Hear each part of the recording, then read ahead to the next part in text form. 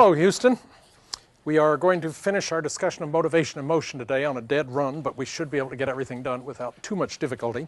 We had reached the point where we were going to talk about the learned motives, and relative to those motives, there are several different ones that I could talk to you about. Unlike the physiological and the mixed motives, it's a little more difficult to array these on any particular dimension. About the only way I could think to do it was to talk about the number of people that are involved. And if you do that, then the order turns out something like achievement being first, then aggression, then defendants, then affiliation, and then finally social approval. Each of these is a motive that impacts our daily behavior in one way or another.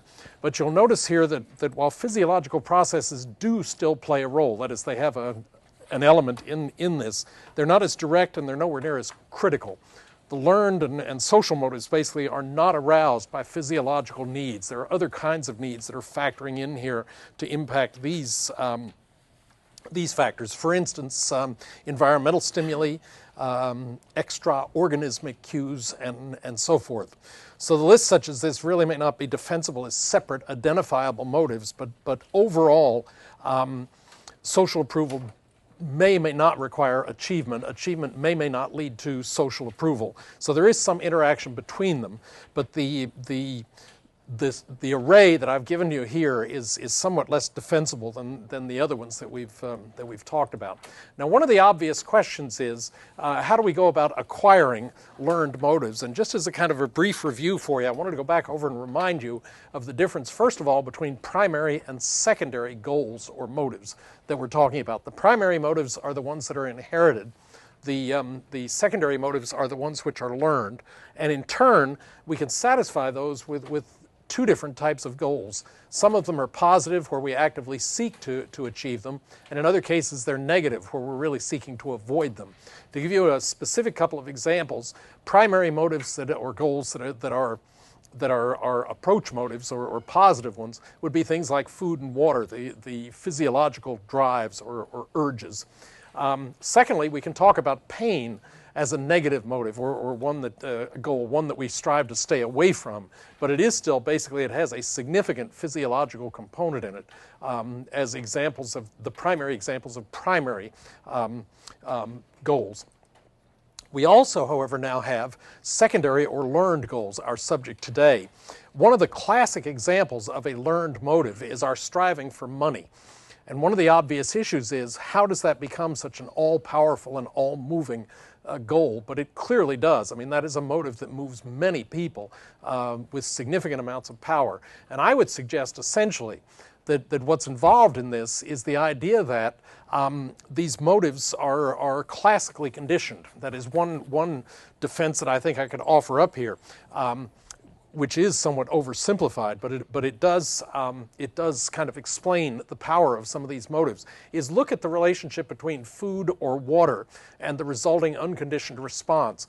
If, in fact, like when I went over to a local Coke machine this morning to buy my lecture Diet Coke, money for the umpteenth time in my life was very positively linked to, in that case, getting fluids, which might masquerade as food because it's also got some calories in it, not much in the case of Diet Coke. But the point is that whether it's food or water or shelter or what have you, the one common element, the one unconditioned response element that is almost always there when we spend money is the positive feelings that are associated with the end result. So you buy a new car, you feel good. You buy a good hot dog at a game, you feel good. You get a drink, you feel good, and so forth.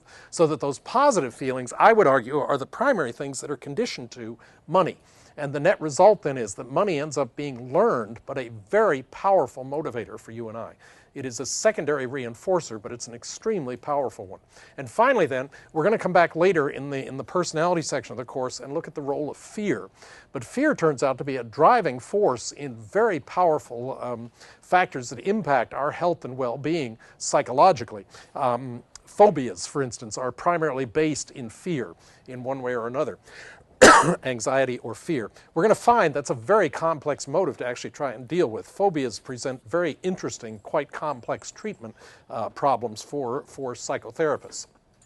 So in general, that diagram will kind of summarize where we are at this point. The one thing I wanted to point out here particularly is that as we shift into the learned motives, what we're really doing is shifting the nature of the basic force that moves us. Whereas the physiological drives represent an internal urge, that is a force which is literally pushing us in a given direction. With the learned motives and the goals that they are associated with, it's really the attractive qualities of the goal object which is really most involved. So when it comes time for you to get worried about social approval or achievement or anything like that, you've got a wide array of possible ways in which to respond to that. You can achieve by finishing an English paper, by turning in your psychology independent project, by doing a variety of different things. Washing the car and getting to school without having an accident can be two things you can take some degree of pride in, certainly in this city. So in essence, what I'm arguing here is that we're shifting from drives that really push us or urge us on internally with some degree of force into goals or drives, motives, that are essentially moving us in a very different direction. That is, we are seeking to master goals which have varying kinds of attractive qualities associated with them. Quite a different mechanism than we were dealing with back with the physiological motives. Now, I just want to review here something that we've already talked about before, just briefly for you, and that is the key elements of expectancy value theory, which is arguing essentially that the responses that we talk about as being motivated are linked entirely to ones that you and I are capable of achieving. That is, we can't be driven to do things that we're not capable of performing. So we limit our discussion here only to those that are well within our available range of responses, whatever they may be. Expectancy, again, is kind of your estimated odds of success in a given activity, and the value then is the amount of value that is associated with a particular object. The one thing to note relative to the value of the object is that in some instances there may be negative aspects associated with what's motivating us. Fear may lead to increased performance, or in other cases it may actually hinder performance. So in some cases the motives, though negative, end up having almost a detrimental effect on our performance rather than a positive effect. Under many conditions, however, it's positive aspects, that is, it's the value of the goal which is attracting us to it in some way or another. The one point that I think is particularly interesting to make here is to point out the importance of context. That is, the environment within which these behaviors occur can very much impact the role of motivation that is, the effect that it will ultimately have. As an example, it is generally believed that in things like the NBA final and the NFL finals, that there is a significant home court advantage. I'm going to argue that the data may not actually warrant or justify that kind of an analysis. There has been a very sophisticated study done of just the NBA finals, the up to seven games that are represented by the NBA finals. And during the stretch of several years that was studied here, in the study that I'm citing here, it turned out that the away team, the visiting team, won more often than the home team did in the NBA finals. Now, I'm limiting it just to that in this situation, but in essence what it leads to, or the explanation for it, may tie into what's called the Yerkes-Dodson law. I'm going to come back and talk about that in just a couple of minutes, but in essence what that law argues is, and we've seen the curve earlier on which this law is based in the learning memory section of the course, is that when you're dealing with a very complex behavior, as your drive level, your urge to do well goes up, your performance actually drops. And that may explain why it is that the home team ends up with more difficulty performing well than the away team, because they have just that much extra motivation on them to do well. I'll come back and talk about that in a couple of minutes. But when we look specifically at motivation, the obvious question is, where does it come from? And I'm going to argue that basically this is a purely learned motive. That in essence, if you look at the pressures that we put on our youngsters here in the United States, we want them to know their name and be able to, and their sex, and preferably be able to spell at least one of them by the time they enter elementary school. They're not supposed to be afraid. They're supposed to stand up to bullies, know where home is, play with others politely, but preferably as a leader. And finally, they're supposed to try out all manner of new things all the time. That is a huge load to put on the average 5-year-old, but parents do it really without giving it a second thought many, many times. And so I would argue that we end up being achievement-oriented largely because of the environment in which we grow up, or that we create in which our youngsters grow up. rather interesting series of correlated studies lead to that conclusion. One is, if you look at Native American tribes around the United States, the folk tales that are told in those tribes directly reflect the nature of how achievement is implanted or implanted, for lack of a better word, how the youngsters are trained in the tribe. The Apache, for instance, are a very individual achievement-oriented tribe. They are particularly interested in, and the folk tales tend to reflect, individuals striving against great odds and winning in one way or another. So it's individual achievement. The Cherokee, on the other hand, are a very much group success-oriented culture. If you ever get a chance, I would strongly urge that you go see a pageant called Unto These Hills, which is presented by the Cherokees on the North Carolina side of the Great Smoky Mountain National Park, that is in the foothills, the mountains of the Smokies. That group, that tribe, was ultimately driven out of North Carolina and East Tennessee by the U.S. government, which forced them ultimately to relocate in Oklahoma for reasons that have never been incredibly obvious. But it's a long, tragic, bloody story of the forced move of that tribe and all of the costs and deaths that were associated with it, as depicted in Unto These Hills. That pageant plays in a magnificent natural amphitheater in the Cherokee Indian Reservation. I burden you with this simply to point out that at the end of that show, after it's run 2.5 or 3 hours into the summer evenings when it's performed, as the actors are coming out to take credit, there is never a time when an individual is accepting applause from the audience. In every instance, the entire tribe is out there or no one is out there. The point being that in essence, the culture, they are true to their culture, in that the Unto These Hills, which has been a runaway success for some 40, 45 years now, is always viewed as a group activity, and it is acknowledged that way. When credit is given, it is accepted by the group rather than the individual. Other things that could be pointed out that bear on this also. If you look at the way Catholics raise their children, they tend to put less pressure on their kids early on to achieve, unlike members of both Protestant and Jewish families who tend to have their kids on their feet when they're still hanging from the arms.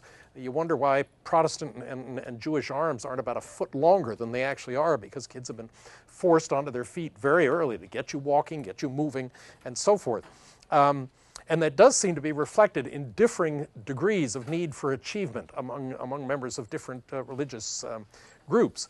And it's interesting that the after effects of that kind of training actually reflect in college students in rather interesting, diverse ways.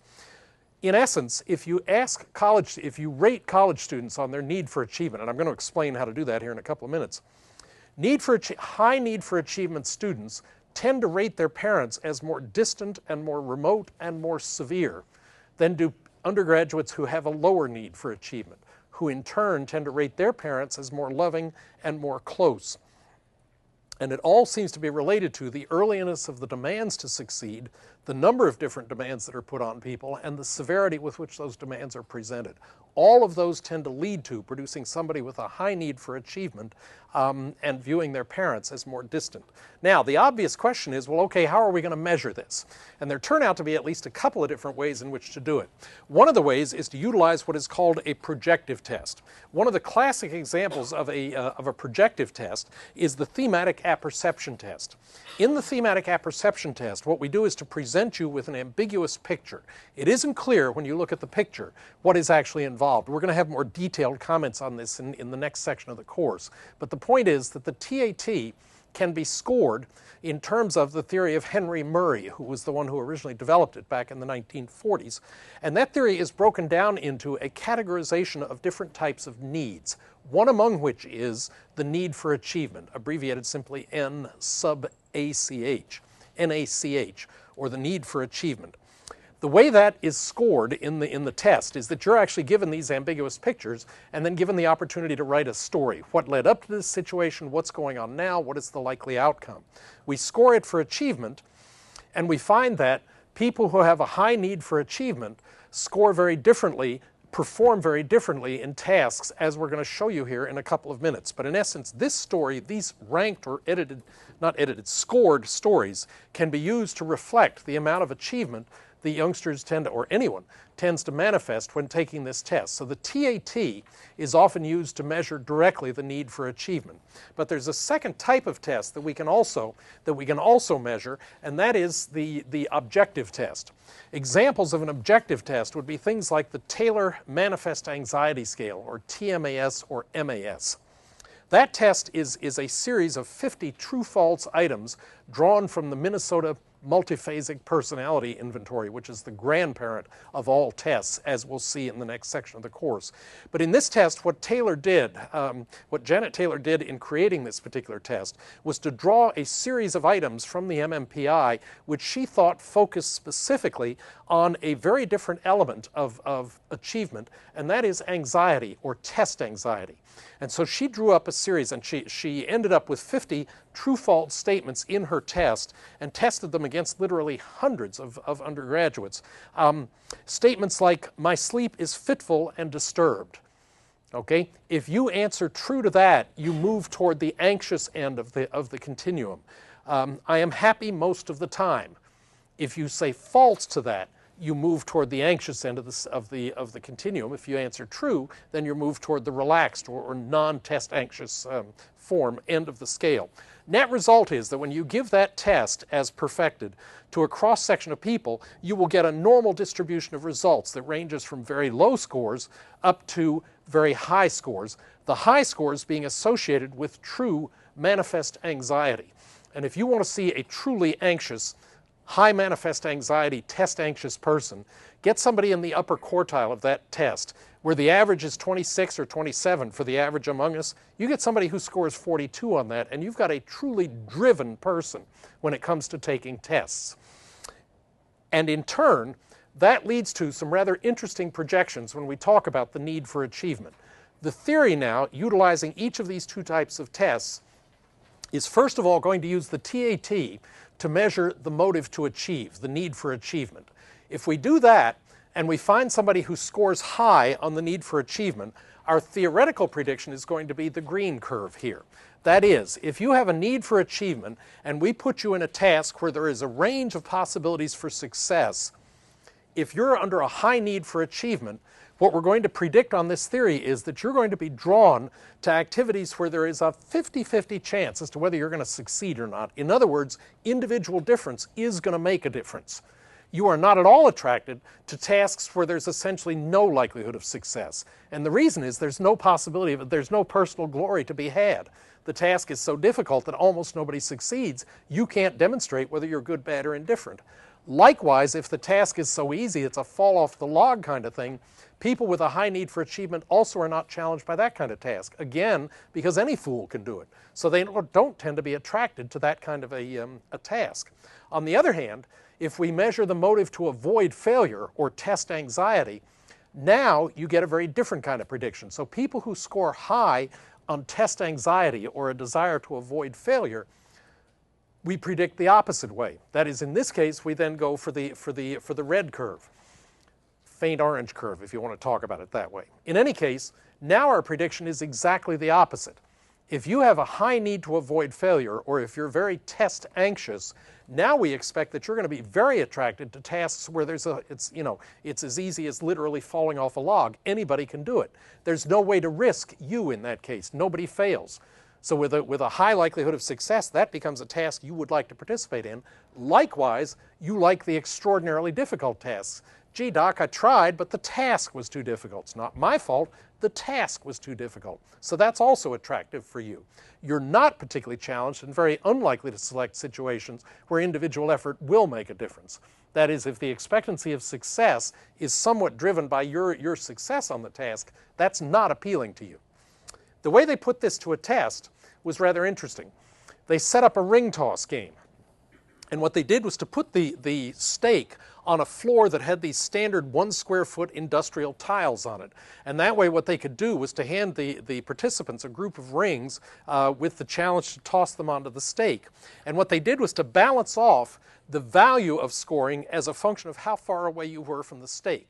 So if you just stood right over the stake and did bombs away, then the net result was you weren't going to get many points, but the likelihood of succeeding was very high. So if you spent long enough, you could run up a lot of points. On the other hand, if you stood 15, 16 feet back from the stake, the odds of being able to do a ringer were relatively low, but you got a huge amount of points. And in essence, through experimenting and testing, they balanced it off, points against distance, so that in essence it was really just up to you as to what distance you chose, because in some ways it wouldn't directly impact your points. And what they found was rather interesting.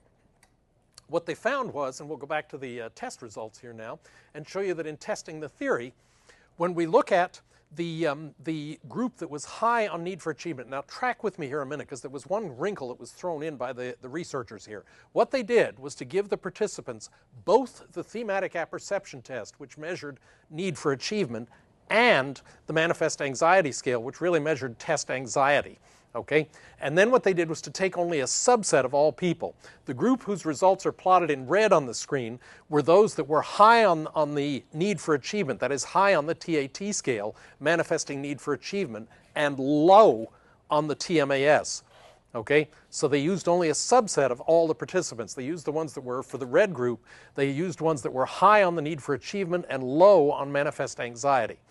And what they found was, as predicted, they were very unlikely to choose the ridiculously easy and very unlikely to choose the impossibly difficult.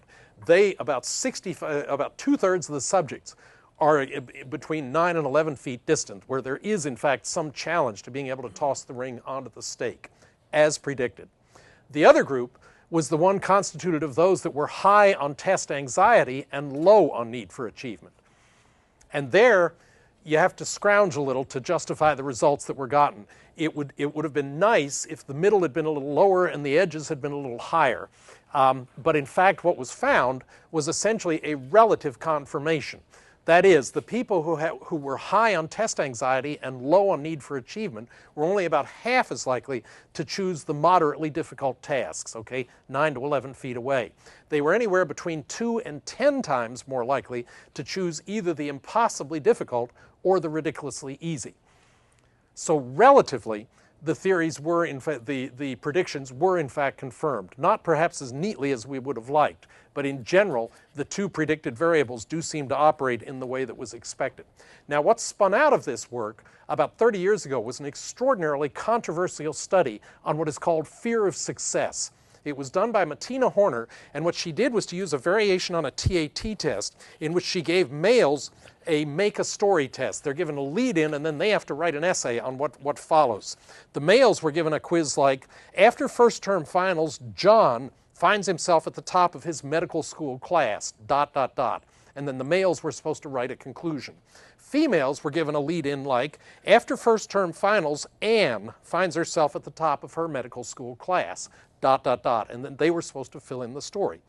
The stories then were scored for a number of different factors, and the results that Martina Horner published indicated that she found that 65% of the females in that study manifested what she called fear of success. That is, the stories tended to include, well, she cheated to get there, or she lost her husband because of how much she studied, or her children were irreparably damaged, just all sorts of costs associated with Anne getting to the top of her medical school class. Only 9% of the males tended to show that inclination, as scored.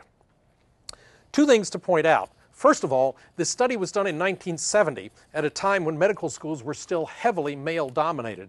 My son entered Southwestern Medical School and ultimately graduated, but he entered in 1995, fall of 1995. That year, of the 300 medical students who entered Southwestern up in Dallas, 150 were male and 150 were female. So by now we can conclude that the male-female bias has been removed in medical school. Your chance of getting in are equal, independent of sex. The challenges that were raised in the study suggested, among other things, that what had happened there was you had males writing about males in a male-dominated realm and females writing about females in a male-dominated realm. No great surprise that you might expect there'd be some difference in the likelihood of anticipated success. The study that was ultimately recommended was that what should have been done was a 2x2x2 design. What you should have had was males and females writing about males and females in a male-dominated medical school realm or a female-dominated, say, nursing school realm. far as I know, that study was never done, so if you still need a master's thesis, it might be interesting to go back and replicate even Horner's original work, because I strongly suspect that difference has evaporated in the interim. But it was an interesting kind of follow-up on the need for achievement study. Now, in the remaining half of the lecture, let's also deal with emotions. And here, we shift into a very different kind of series of study techniques. First of all, let's define an emotion for you in this way, which is a reasonably widely accepted modern-day definition of emotions, I mean. And you will find that there are two things that I want to point out and highlight for you here. One is the notion of arousal. Emotions tend to be perceived and understood as arousing events. They stir us up. And secondly, in modern times, we tend to label them. I'm head over teacup in love, I'm furious, I'm scared to death, and so forth and so on. So we not only label it, but we also attach some degree of anxiety or drive associated with it. Watch that develop, because we're going to look at almost 100 years of research here, over 100 in fact, and watch that develop as we go through. There are two research strategies that have been used down through the years. One of these basically involves simply labeling dimensions. Harold Schlossberg did this around the middle of the 1900s, 1950s. What he would do is give people stacks of many, many photographs and say essentially, categorize these, put them on a dimension from a little to a lot of whatever you think is relevant in these photographs. And usually he would give people basically chest up shots of people exhibiting a wide array of different kinds of emotions. And what he found when he plotted the results was that in essence, in looking at this wide array of photographs, what he found was one of three dimensions almost always tended to show up. That is, people tended to categorize these photographs on one of three dimensions. And these general dimensions have shown up excuse me, in a wide array of different areas of research, even so far as rating words. The semantic differential shows very similar attributes to this. One of the dimensions basically is an arousal dimension, as we were just talking about. It arrays from totally sound asleep to a highly agitated state. And we might think about that as essentially an active-passive dimension, as one of three that is normally reflected in these ranked by people rating the photographs. A second dimension, basically, is the attention rejection dimension. You could think of that, if you want, as kind of an approach avoidance dimension, a hard soft dimension as a second category here. And the third dimension basically involves the pleasant unpleasant dimension. And here what we're rating is essentially good bad. And those three dimensions essentially, the approach avoidance, the active passive, and the good bad, are the three major dimensions that always tend to show up in these motivated or these emotion evoking situations. The sad part is that this theory never went any further. It didn't do anything else. So it went that far and was quite an elegant wrap-up of the major dimensions of emotions, but it's never gone any further, and it's pretty well dropped by the wayside now. Not so with the other. Oh, I should also point out, see the line with the dots on it going up the side there? That was an attempt by one investigator to give you a feel for what's involved. Plutchik did a rather interesting study in which he simply tried to arouse increasing degrees of arousal, starting with sound asleep and moving all the way to ecstasy as a kind of a highly agitated approach. And the levels that he got were kind of interesting. On that dimension, from sound asleep, you go through calmness to serenity to pleasure to happiness to joy to ecstasy. So you can kind of see the effects of increasing arousal in this situation. The second array of attempts have basically been varying attempts to integrate physiology and cognition, as I was suggesting a minute ago with the definition. The earliest of these talk about the James Lange theory in 1884, where the basic theory was a four-step process involving these. First thing you do is perceive a situation. For instance, there's a man with a gun. Second thing you do is react, okay? I better hold up my hands. Third thing you do is notice your reaction. Gee, my hands are in the air. And the final thing then is that we attach an emotion to it. We experience an emotion going through the logic of, I must be scared. Okay? So the sequence is basically perception, reaction, noticing the reaction, and attaching an emotion. I would suggest that that's predominantly a physiologically driven theory. Okay? An even more extreme example of this is the second one, which came out about 30 years later by Cannon and Bard, the same Cannon who did the let's swallow a balloon and see what our tummy does experiment that we were talking about a couple of days ago. Okay? Cannon and Bard proposed another theory, which is somewhat more complex because they're now trying to fold in the relevant physiology. What they did was to suggest the first thing that happens is you perceive a situation. Whatever sensory apparatus react sends a signal to the thalamus. They labeled it the seat of the emotions. Later, other investigators labeled the hypothalamus the seat of the emotions, and even later we tried to call the limbic system the seat of the emotions. Nowadays, it is generally considered that all three, the thalamus, the hypothalamus, and the limbic system, interact in a very complex manner. But in essence, these theorists said that the thalamus then splits the signal and sends it two different directions. One signal goes to the body, and the other signal goes to the cortex for temporary storage. The signal that went to the body, in turn, causes the reaction of the body, and that in turn activates the sensory neurons, the inbound neurons. So one signal goes from the thalamus to the body, causing whatever is the appropriate reaction, which in turn activates the sensory neurons. In the meantime, the signal that went to the cortex has been temporarily stored. Now, the sensory neurons react and send a signal to the cortex. The body is doing things. This is combined with the signal from the storage system.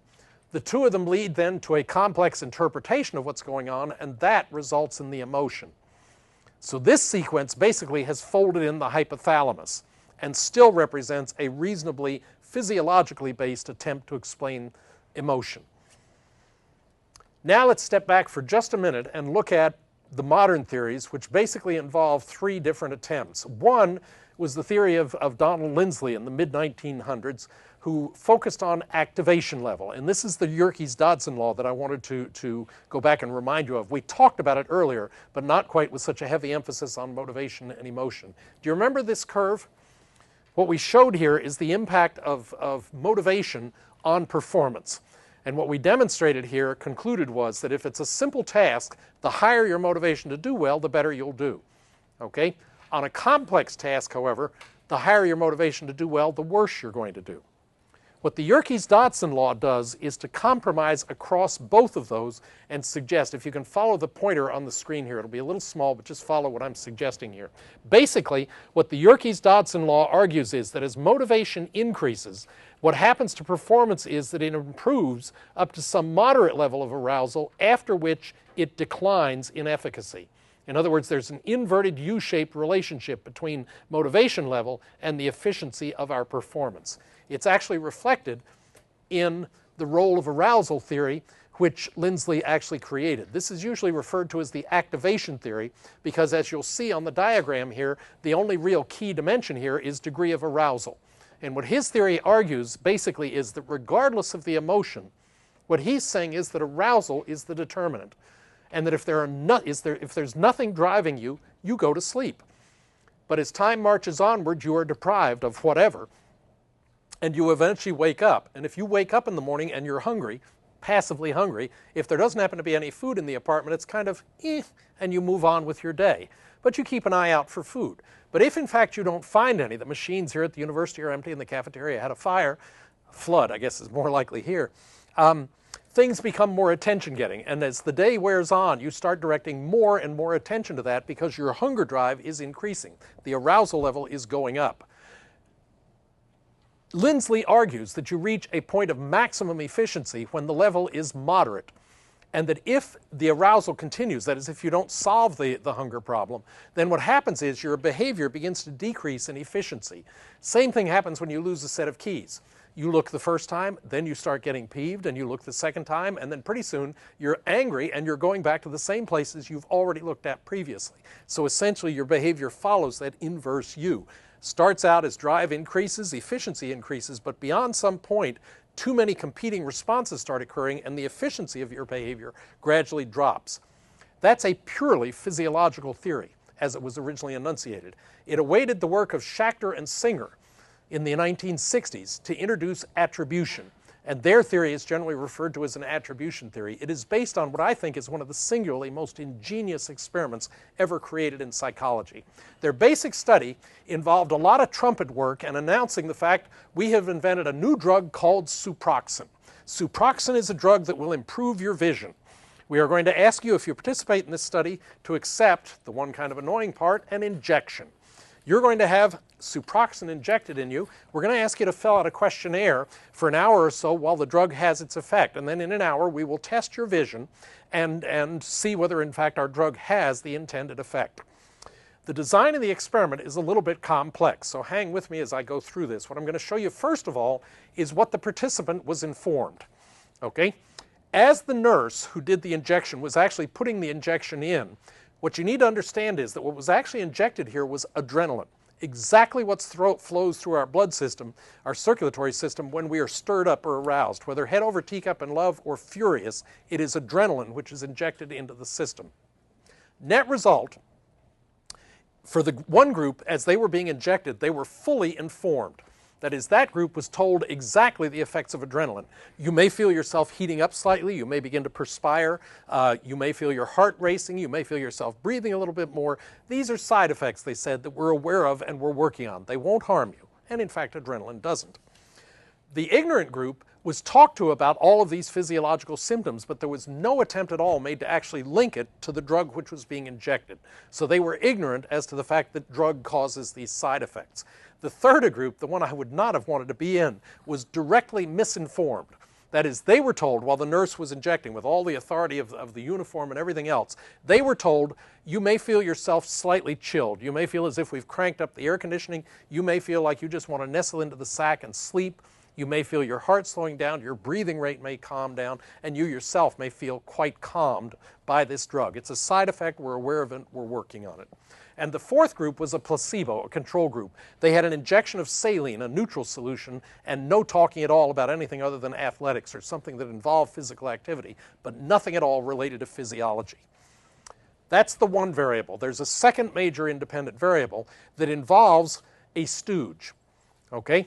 Each of these subjects, regardless of which of those four groups they were in, was then put into one other condition, and that is who you're going to fill out the questionnaire with. So in essence, once you've had the injection, what the researchers said was, we'd like you to wait in the other room with Mr. Johnson, if you would, who has also just been injected, and we're going to ask you to fill out a personal events questionnaire as we move through the, as we wait for the drug to have its effect. Well, that personal events questionnaire was actually a queuing device which Mr. Johnson used as a stooge of the researchers. He's working from a script, and as you went down through the questionnaire answering questions, he had a series of pre-rated comments that indicated he was getting madder and madder and madder in one case, and in the other case, happier and happier. Okay? This questionnaire starts out with very innocuous questions like you see here. By the time you get down to question number 26, you find yourself answering questions like, with how many men other than your father has your mother had sexual relations? Intrusive, negative, abusive kinds of questions. So the Confederate uses that in one case to gradually get madder and madder and madder, and his comments clearly make it obvious that he is really annoyed. At number 26, with how many men, he tears the questionnaire off the pad, he wads it up furiously, storms toward the door, slams it in the wastebasket, exiting as he leaves saying, this is a lousy experiment, I'm going to go talk to the researcher. And he's gone. In the other instance, the condition was a joy euphoria condition, and in this instance what the researcher did, what the Confederate did at number 26, when he saw you were at number 26, now he scoops the questionnaire off the page, wads it up, laughing, shoots a basket as he's leaving, and says, this is a great experiment. I'm going to go tell the researcher. I'm going to go talk to the researcher. Now the ingenious thing is that the arousal level is absolutely identical. As near as the participant as near as the stooge could do it, he has injected exactly the same amount of energy into the system in both cases. In one instance because he's so happy, in the other instance because he's so mad. Okay? And the results then were created by the researcher coming back in about 2 minutes later and saying, I'm sorry, we've lost Mr. Johnson. He's just too excited to complete the study. If you wouldn't mind, we'd like to ask you to rate yourself on 2 additional scales. Actually, it was several additional scales. There were 2 that they were particularly interested in. One was a 4-point scale rating anger, where a lower score means angrier, a higher score means happier. And the other was a scale on joy euphoria, how happy were the subjects, the participants. And in essence, those were massed among a number of other scales. The conclusions that were reached here were twofold. First of all, that emotion depends on two things: level of arousal and the mediating interpretation or the attribution that is done. And secondly, that basically as arousal changes, so will the experienced emotion. Their conclusions were to point out essentially, first of all, that the misinformed and the ignorant were the ones who were most influenced by the confederate. And secondly, that the ignorant subject, the one who had been injected with adrenaline but had no explanation for what was happening to him or her, was more influenced than the control, because the control was injected with a saline solution and had a confederate who seemed to be getting madder and madder or happier and happier, but that had relatively little impact on them when they did not have the arousal, the adrenaline injected into their system. The net effect then is that what we have here is that there is arousal involved in emotion, but the other thing that makes it an emotion is how you label it.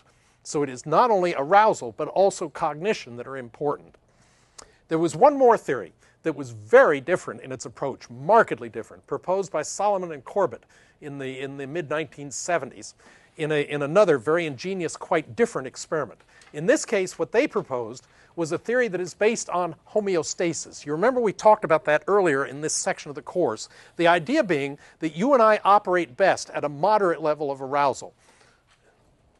Temperature, salt balance, sugar, all of those are controlled homeostatically. What Solomon and Corbett proposed was essentially a homeostatic theory of motivated behavior. Okay? A homeostatic theory of aroused behavior. The idea being that their idea is that when you get heavily aroused, what is going to happen over time through classical conditioning is a muting effect. So that if you're head over teacup in love and you get arrested on a DWI, you get one phone call, you're going to call your significant other. You give a rip about anything else. Hey, I'm in jail, but I'm in love. Okay? That's a very disruptive process in the long run to the normal processes of life. And so this theory is going to argue that something will build up over time to neutralize it. Example, suppose you've been looking for Mr. or Ms. Perfect for months. Here at the university in class on a Tuesday morning at 8:30, you come into class just a minute or two late and somebody is already having a discussion/argument with the instructor. And they're going back and forth at each other for about 10 minutes. Very interesting, very educational, but it's obvious to you that your fellow student is missing one key piece of evidence that they need to make the point. And you finally get brave and put your hand up and contribute your two bits. And the instructor is kind of rocked back and he says, yeah, you're right. And the two of them, you and your new compatriot, proceed to lambaste the instructor, interact with him very effectively for an hour and a quarter, so effectively that after class the instructor pulls you aside and says, that is the best discussion I have ever conducted in class. You two really ought to consider majoring in astrophysics. Well, you're pretty high about that, but you have an economics class immediately following, so you go into there at 10 o'clock, and you have a bone that you want to pick with the instructor. So you raise your hand, and she recognizes you, and you get into a fairly heated discussion with her on this, that, or the obscure point, and you're not making the progress she thought you were going to. And all of a sudden, this fellow student raises their hand and makes what turns out to be the locking contribution, which really solidifies your case, and the two of you have another discussion with this instructor that runs for 75 minutes, and at the end, that instructor pulls you aside and said, best discussion in microeconomics I've ever conducted. I think you ought to consider a career in microeconomics. So now you're doing pretty well. Feeling well, your compatriot has done well by you. You're thinking this is worth lunch. So the two of you go to Anton's, get the sandwiches. Both of you like the same Chardonnay from the same Napa Valley, so there's really no debate. It's easy to get lunch. You're out on the blanket. Have 4 hours of very intense, magnificent discussion covering the waterfront, and you're just as one on most major issues. Just enough difference to keep it interesting. About 4 o'clock, you begin to get nervous, start checking your watch because you have a job. Finally, at 4:15, you say, I hate to break this off, but I've got to go to work. And your compatriot says, oh, where? You say Kroger's. And it turns out he/she also has Kroger's. Where? Oh, Memorial Drive. So it turns out both of you are cashiers at Kroger's Memorial. Head out there, set records, 3 hours of throughput on groceries. You do it so well that Kroger's raises the national standards for cashiers, which annoys every union cashier in the entire Kroger company. You give a rip. You're in love. Finish work at 7:30 and decide this is worth a big meal. So you make arrangements at Tony's because you know the maitre d'. Turns out your compatriot knows the wine steward, so you have just elegant service. Great table, great food, 3 hours of total food decadence, culinary heaven. By 10:30, the question is not whether, but where. You end up going back to your apartment and engage in an hour and a half of fantastic lovemaking. It is unlike anything you'd ever imagined. By midnight, your partner rolls over and says, I hate to do this, but I have to leave, and leaves the apartment at that point, and you don't hear again. And you call her apartment and discover that you've been dating an Aggie who's gone back to College Station, never to be seen again. That result is plotted in the following way, okay? In essence, what it says is that that peak external stimulus produces a real whoopee effect in you. That's state A. And what happens is when that stimulus is removed, that is the period of time during which it's there is this period. And while it's there, you are on a real high, okay? When it's removed, as it was in our tragic example, the effect is negative, but it's relatively short-lived. You're annoyed, but by Wednesday you're back out looking for another mate again, okay? That's a short-term effect. Now let's put another spin on it. Let's suppose instead that you date for 2 years, you're engaged for 2 years, you're married for 62 years, 2 kids, 2 cars, 2 pets, 2 houses, one here, one in the mountains, and each of you ends up earning $2.2 million.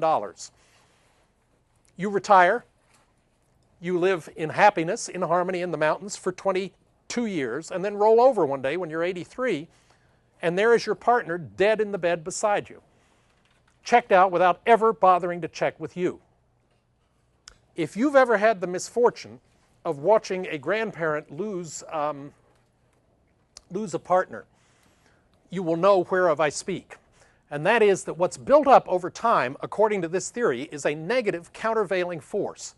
So that when your grandparents are in the presence of one another, they are deeply in love and have been married for years and years. It just doesn't show in the way it does in you being much younger and newly in love. If your grandparents went to the mall and behaved like you do with your boyfriend or girlfriend, you would be embarrassed. They're not acting their age. Well, what this theory is arguing is that what age really brings is an internal muting effect so that your emotions stay within controllable levels. It's there, it's just countered by that internal force. And the net result is that when your grandparent loses a mate after 50 or 60 years of continuous living together, they face not a one-day correction. They're going to spend years actively reconditioning themselves. The thing that I find particularly clever about this theory is that if you flip the curve 180 degrees, it works just as well. Talk to somebody who is sport parachuted. If they haven't jumped much, they're terrified when they come out. And if they've jumped many times, they're relaxed. This curve, flipped 180 degrees on the x-axis, would argue that the reason sport parachuters jump is to renew the internal high. That is, it's a terror, a negative coming out, but with experience it's countered by the internal positive effect, and that's what they're jumping for. Let me move on and try to squeeze in a couple of other things here. One is frustration. Frustration basically is defined as interfering with ongoing goal behavior, a direct, obvious interference with it. The problem with frustration is that it can actually be viewed in several different ways. We can view it in terms of the definition in the simple Psych book, first of all, as an intervening variable, the state of the individual in a situation. That's an internal state that's being described. Okay? I'm very upset by my inability to communicate with him. I can't make him understand, and it makes me feel very badly. The feel is an internal consequence, okay? But then the second part is in which strong motives are perceived to be blocked. That's the independent variable part, okay? I was frustrated in my attempts to reach school by the snow, or in our case, by high water. And finally then, we have the internal part, and problem-solving behavior is abandoned. That's the behavioral change. And in essence, that is, it's obvious he was frustrated because he was perspiring, red in the face, and was no longer thinking logically. So the point is that frustration can be viewed in some cases as an external block, in some cases as the resulting behavior, and in other cases as the internal feeling. You need to be careful to understand which of those is reflected in any particular discussion that you have of motivation, of frustration as a process. You have the reactions. You then have what is called the frustration-aggression hypothesis. This is one of the most tragic experiments ever done. Preschool children allowed to play with magnificent toys for an hour. Then they're moved to a room where they have only very lousy toys. And the net result is they play very aggressively and manifest frustration. This led to the initial idea that frustration always leads to aggression. A later investigator pointed out, well, wait a minute.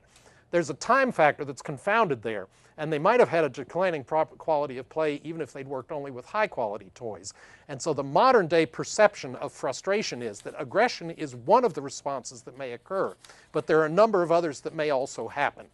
So the frustration-aggression hypothesis has been generally modified now to talk in general about the variety of different stimuli that, or results that may occur in response to frustration of ongoing activity. You might read about the general adaptation syndrome. We're not going to have time to talk about it before the second test.